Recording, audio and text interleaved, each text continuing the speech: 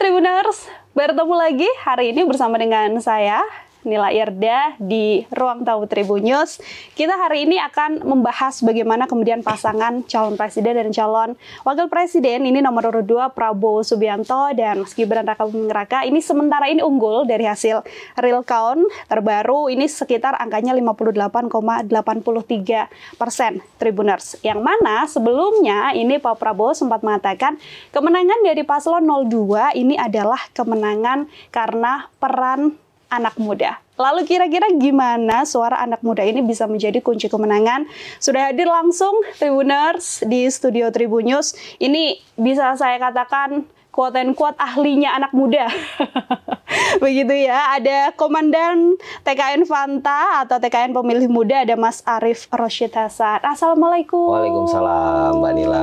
Sehat ya Mas Arief ya? Siang ya? Ya, sehat, alhamdulillah. Mbak Nila sehat juga? Alhamdulillah sehat, terima kasih banyak sudah menyempatkan waktunya buat hadir di Ruang Tamu Tribun News ini, Mas Arief. Ada agenda di Solo beberapa hari ini, begitu ya, dan menyempatkan hadir. Terakhir, habis dari mana Mas Arief? Iya, saya tiba sejak kemarin. Ya, kebetulan setelah 3 bulan kerja, ya, pagi, siang, malam, 1 kali 24 jam, kita yang ngajak anak-anak healing lah ke sini, ya, sekretariat di TKN Fanta. Dan di tengah agenda itu semalam kita buat namanya pidato kebudayaan di Universitas Negeri Solo. Dan tadi pagi sebelum kesini ya kita soan lah ya silaturahim sama Mas Gibran gitu. Karena ya biar gimana kan saya bilang ke teman-teman ya ini kampungnya Mas Gibran. Betul. Ya, beliau ya namanya tamu ya perlu soan. Jadi tadi foto-foto sebentar, hampir 30 menit kali ya sama Mas Gibran. Habis itu saya ngunjungin ada kafenya teman-teman aktivis lah gitu. Jadi ya itulah Mbak, silaturahim ya di tengah. Tadi juga ke tempatnya Mas Jimbong kan punya fotografernya Mas Gibran, punya warung lah ya. Oke, jadi udah sempat ketemu sama Mas Gibran ya Mas Arief ya? Tadi pagi ya, sekitar jam 10 tadi silaturahim, setengah jam aja foto, ngobrol-ngobrol lah. Gitu. Ini kalau obrolan sama Mas Gibran yang hari ini kebetulan Mas Arief kan soan ke Solo begitu. Berkaitan soal bagaimana kemudian kemenangan Mas Gibran atau yang ngobrol-ngobrol santai aja sih Mas? Ya ngobrol-ngobrol santai ya, terus ya kita bicara bagaimana ke depan ya setelah kontestasi ini kan sambil nunggu hasil pemilu kan. Betul, rekapitulasi akhir ya. Real count. Ya ngobrol-ngobrol lah gimana pengalaman Mas Gibran selama jadi calon wakil presiden kan. Kita juga menyampaikan apa yang selama ini kita kerjakan ya. Jadi ya saling update lah. Ya, tentu saja ya paling penting kan kita bangga juga gitu akhirnya bisa silaturahim langsung ke tempatnya Mas Gibran kan gitu. Jadi itu sih lebih ke ya nggak ada kaitannya lagi sama urusan kampanye lah. Jadi ya cerita ini aja silaturahim biasa aja. Oke, gitu. Mas, ini angkanya 58 real count KPU sementara begitu ya Mas ya, sekitar 77% suara masuk begitu. Ini 58,83%. Saya ingin tahu sebenarnya di TKN atau di tim Fanta sendiri angka ini masuk nggak sih Mas dalam prediksi angka yang memang akan didapatkan oleh pasangan Prabowo Gibran? Kalau kata anak muda itu jujur li. Jujur li itu di luar ekspektasi kita. Gitu. Jadi awalnya kan kita itu lihat ya dari berbagai lembaga-lembaga survei yang merilis beberapa hari sebelum pemungutan suara itu. Betul.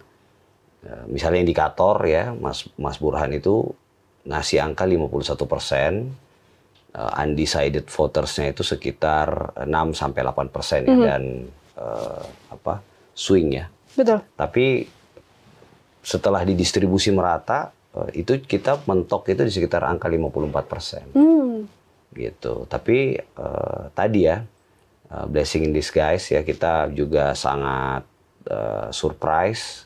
Ternyata di hari-hari terakhir, bahkan di hari tenang ketika ada film gitu ya, Dirty Vote misalnya, itu ternyata efeknya jauh lebih besar ke positif ya. Betul. Suaranya jauh lebih besar ke 02 gitu. Jadi tadi kalau ditanya kaget gak, ya kaget gitu, karena prediksi awalnya ya kita maksimal mungkin 54-55. Tapi karena hal-hal yang dilakukan oleh teman-teman di tempat lain itu, sehingga anak-anak muda itu ya mungkin yang udah yang banyak swing dan undecided ini memilih untuk meneguhkan ya pilihannya kepada Pak Prabowo, Mas Gibran. Dan Mas Gibran juga sampaikan kan bahwa apa yang beliau lakukan, apa yang hasil yang ada ini ya karena anak-anak mudanya datang ke TPS gitu. Datang ke TPS dan ternyata berpihak kepada Pak Prabowo, Mas Gibran. Jadi itu sih Mbak, kita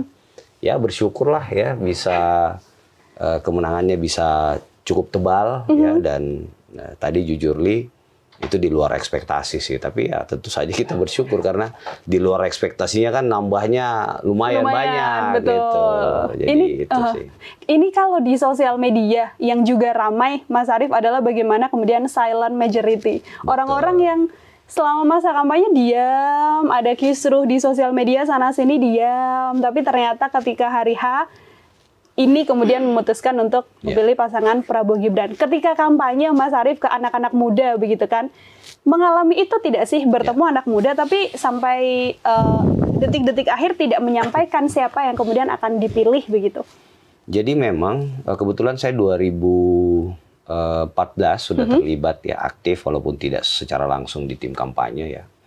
Tapi waktu itu kita Ketua Umum HMI ya, kita buat namanya Gerakan Pemilih Cerdas bareng teman-teman kelompok Cipayung ya. Dan setelah itu saya belajar lagi 2019. Ketika itu saya wakil direktur TKN Milenial Pak Jokowi dan Kiai Ma'ruf Amin kan gitu. Kemudian sampai ke 2024. Nah memang 2024 ini agak unik ya. Uniknya itu karena jumlah pemilih mudanya itu mayoritas kan. Kan kalau kita pakai data milenial dan Gen Z ya, under 44 itu di angka sekitar 56% ya pemilih muda itu kan. Jadi baik itu Gen Z maupun milenialnya. Sehingga memang kan gini, setiap masa itu kan atau setiap waktu itu kita perlu beradaptasi kan dengan situasi itu kan. Dan ketika 2024 jumlah mayoritasnya itu ada pada anak muda, itu yang mungkin tidak disadari oleh dua paslon yang lain ya. Kalau kita sadar betul karena ya figurnya Mas Gibran Rakabuming Raka ya memang lahir dari usia yang satu generasi lah ya.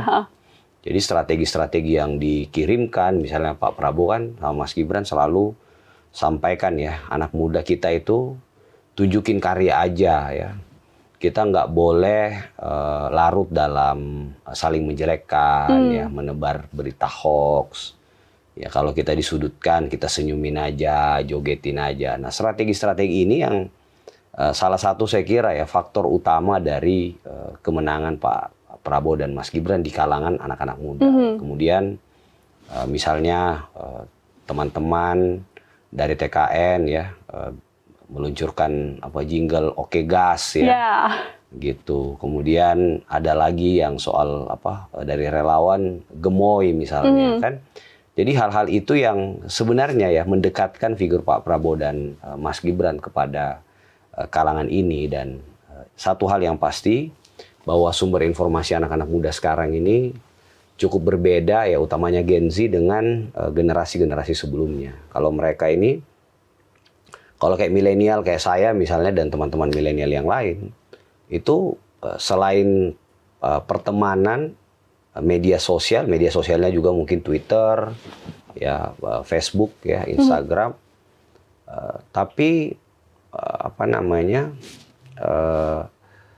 kita masih juga ikut dengar orang tua kan, gitu. Gitu. Nah, berbedanya sama Gen Z ya, tadi kan ditanya pengalaman apa. Saya ketika datang ke Semarang misalnya ya, kemudian ke Bali, ya, daerah-daerah yang ya kita tahu bersama gitu bahwa daerah ini misalnya keluarganya itu pemilih tradisional PDIP misalnya. Ternyata ketika mereka lihat semua suasana kampanye, ya suasana program dan lain-lain, mereka lebih punya kecenderungan untuk mendukung paslon 02 kan gitu. Makanya kan ya kalau PDIP-nya suaranya tidak terlalu banyak bergeser gitu ya. Ya mungkin berapa, turun 1-2% kalau nggak salah betul. Ya. Nah, tapi suara capresnya juga kan tidak jauh berbeda kan, kalau nggak salah Mas Ganjar itu kan sekitar 17% lah gitu. Jadi itu yang ya kami temukan gitu, bahwa ternyata anak-anak zaman sekarang ini, anak utamanya Gen Z ini, sumber informasi mereka selain dari circle pertemanan itu memang dari media sosial ya, utamanya misalnya kayak TikTok gitu ya. Jadi hal-hal itu yang ya kami patut bersyukur juga, karena ternyata dan benar ya, strategi untuk tetap fokus pada program sendiri tanpa mendiskreditkan paslon yang lain ya, itu tepat gitu untuk meraih simpati atau suara orang-orang muda ini kan. Dan kita lihat Gen Z-nya itu sekitar 65% ya mendukung. Ini data terakhir aku lihat kan, sebelumnya Litbang Kompas ngeluarin kan. Ternyata CSIS dan Sirus Network juga sama di angka sekitar 65%. Kalau milenialnya di sekitar 57 ya, 58%. Jadi ya benar tadi Pak Prabowo ya, kemudian Mas Gibran menyampaikan bahwa kontributor utama dari kemenangan ini ya adalah orang muda. Anak muda. Dan memang ya kita bersyukur juga karena pemimpinnya sekarang udah ada representasinya kan, Mas Gibran Raka Buming Raka gitu. Jadi ya itulah yang alhamdulillah kami patut terus bersyukur, Mbak. Oke, ini Mas Gibran yang memang langsung merepresentasikan anak muda. Betul. Begitu ya, Mas Arief. Ini kan kalau dari Paslon 02 yang menarik kayak Gemoy, kemudian Jingle Oke Gas dan sebagainya, lahirnya kan juga justru dari pendukung begitu kan, lahir langsung dari pendukung. Ini kemudian bagaimana, apakah ini juga bagian dari strategi yang digunakan tim Fanta atau anak-anak untuk menggait anak-anak muda, Mas? Ya, saya kira kalau peran kami ya tentu saja cuma mengorkestrasi ya, atau merespon ya berbagai usulan yang berkembang dan seterusnya. Tapi memang kebanyakan ya kayak Oke Gas, kemudian Gemoy itu kan sebenarnya kan respon netizen ya. Betul. Terhadap gaya dari Pak Prabowo dan Mas Gibran ya. Ya kemudian setelah itu antusiasmenya tinggi, makanya setiap kampanye di daerah-daerah segala macam itu, kalau nggak ada lagu Oke Gasnya malah relawannya ya, ibu-ibunya itu yang teriak-teriak gitu, nungguin ya Mas, nungguin ya gitu. Jadi ya itulah ya bagaimana media sosial itu berperan besar ya terhadap kontestasi di Pilpres 2024 ini gitu ya. Dan tentu saja sekali lagi ya, ini kemenangan seluruh rakyat Indonesia ya, sebagaimana yang disampaikan oleh Pak Prabowo, Mas Gibran.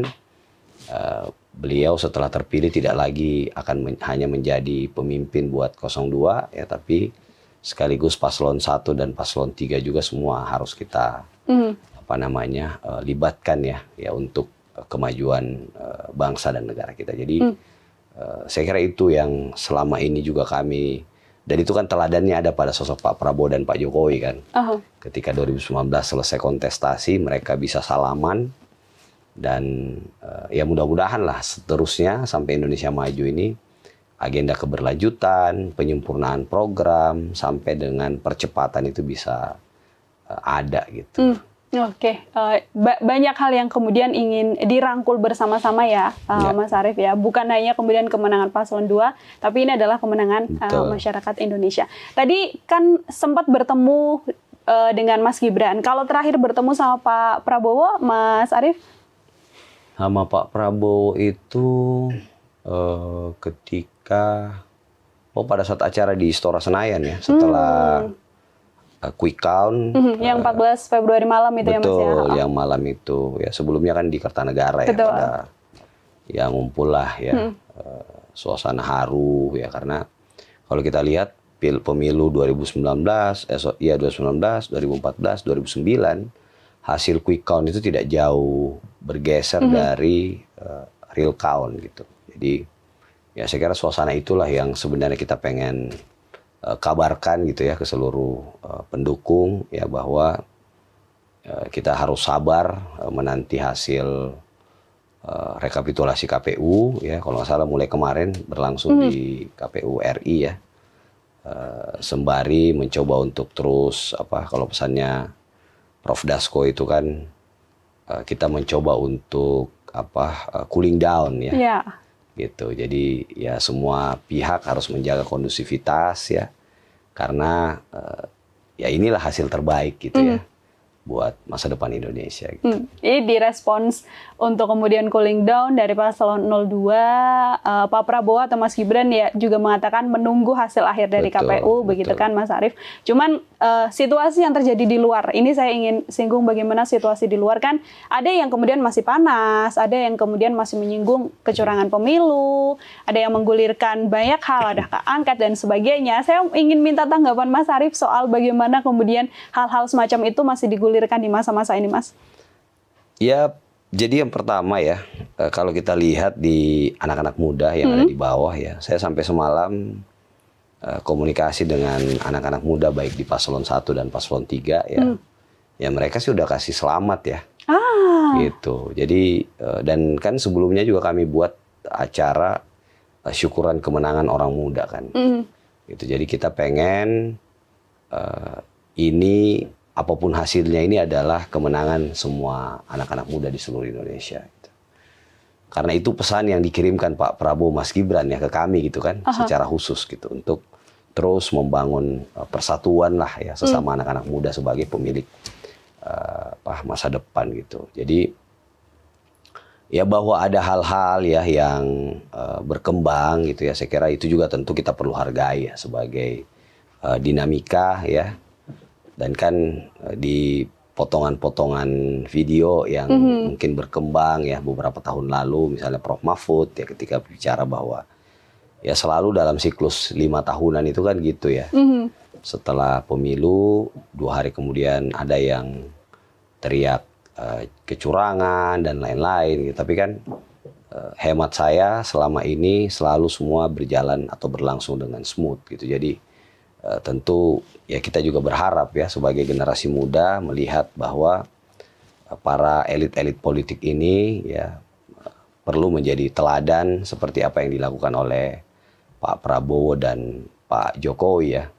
Ketika itu kan Pak Prabowo itu haru dan memilih untuk bareng Pak Jokowi karena waktu itu kan ada anak muda kan yang bilang saya siap mati ya bersama Bapak. Jadi Pak Prabowo bilang nggak boleh ada yang mati cuma karena urusan seperti ini gitu. Akhirnya kan beliau memilih untuk itu. Jadi nah kedewasaan ya, kebijaksanaan seperti inilah saya kira yang menjadi pelajaran berarti buat kami ya sebagai generasi muda ya, dan mudah-mudahan budaya ini terus ada sih, karena tanpa persatuan Indonesia saya kira bangsa ini akan sulit untuk maju gitu ya.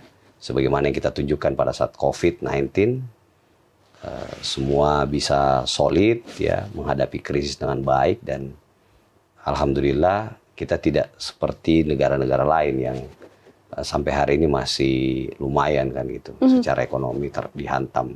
Jadi ya itulah ya Mbak. Jadi kita perlu semua terus dengan bijak ya menyampaikan pesan-pesan positif seperti ini ya, memberi ruang tribuners ya agar walaupun kelihatan suhunya panas ya, tapi kita menganggap itu sebagai hal yang ya dinamika lah ya. Gitu. Bagian dari dinamika tadi justru yang menarik adalah bagaimana kemudian Mas Arief bisa merangkul anak-anak muda paslon 01, paslon 02 bersama juga paslon 03 anak-anak mudanya pastinya. Ini kalau dari mereka setelah lepas 14 Februari, ketegangan di anak muda justru tidak begitu terlihat layaknya apa yang terjadi di atas begitu ya Mas Arief.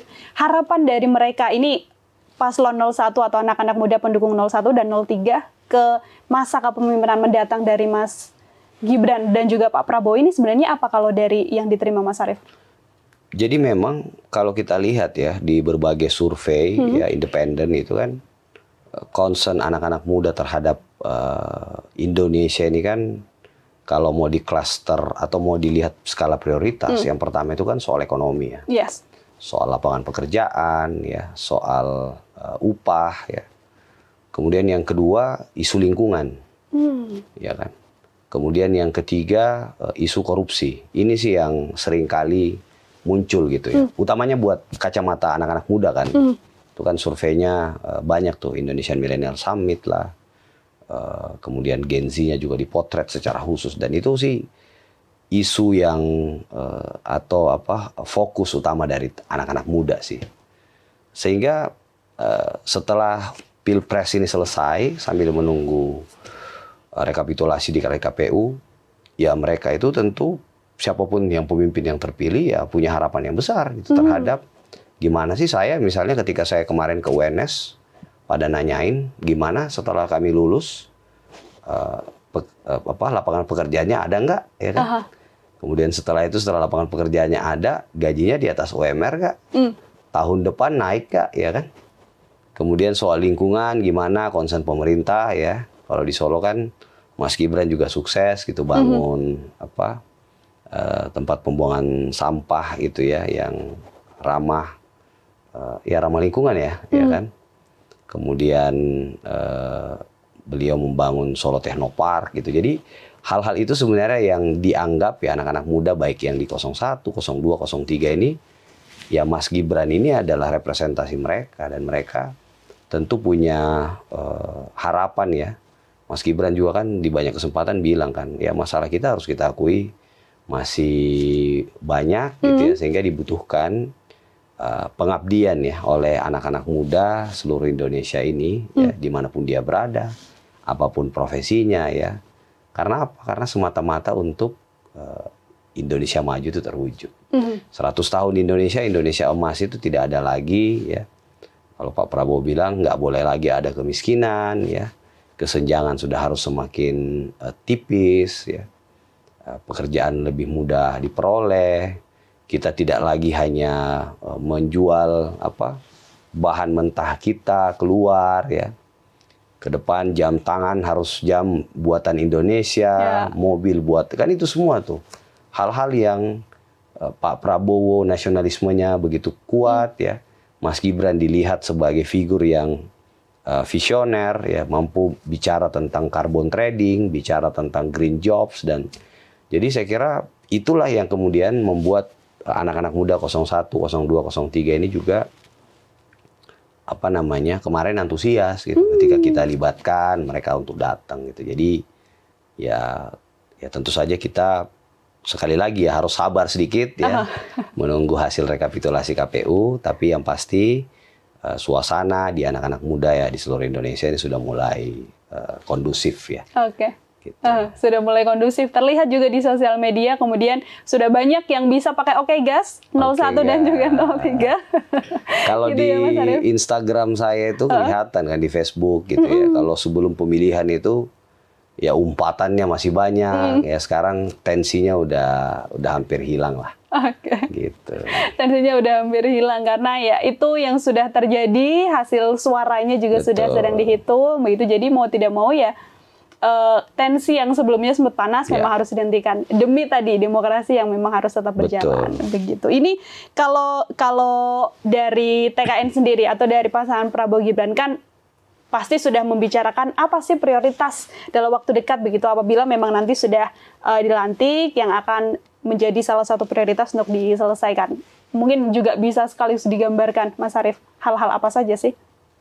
Iya, kalau harapannya Pak Prabowo dan Mas Gibran kan program prioritasnya makan siang gratis itu bisa langsung jalan kan masalah kesehatan ya, gizi, kemudian produktivitas, terus ada stunting dan segala macam itu kan hulunya itu kan bagaimana komitmen negara terhadap pemenuhan itu kan.